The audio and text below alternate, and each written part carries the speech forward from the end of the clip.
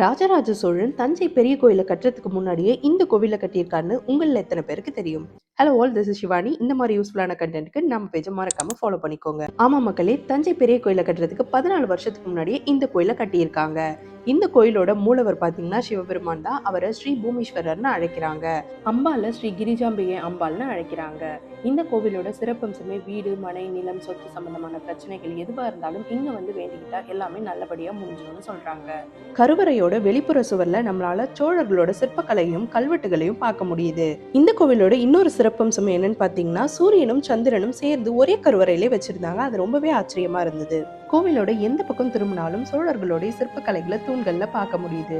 இந்த மாதிரி பழமை வாய்ந்த கோயிலை நம்ம கண்டிப்பா புதுப்பிச்சு பத்திரமா பார்த்துக்கணும். 1000 வருஷத்துக்கும் மேலான வரலாறு கொண்டிருக்க இந்த கோவிலை வாழ்க்கையில ஒரு முடியாது விசிட் பண்ணி பாருங்க. நீங்க பாண்டிச்சேரியில இருந்து ஈசிஆர் வழியா போறீங்கன்னா மரக்காணத்துல தான் இந்த கோவில் லொக்கேட் ஆயிருக்கு. ரொம்ப நாளா புது வீடு கட்டணும்னு சொல்லிட்டு இருக்க உங்க ஃப்ரெண்ட்ஸ் அண்ட் ரிலேட்டிவ்க்கு இந்த வீடியோவை ஷேர் பண்ணி இந்த கோயிலுக்கு போயிட்டு வர சொல்லுங்க.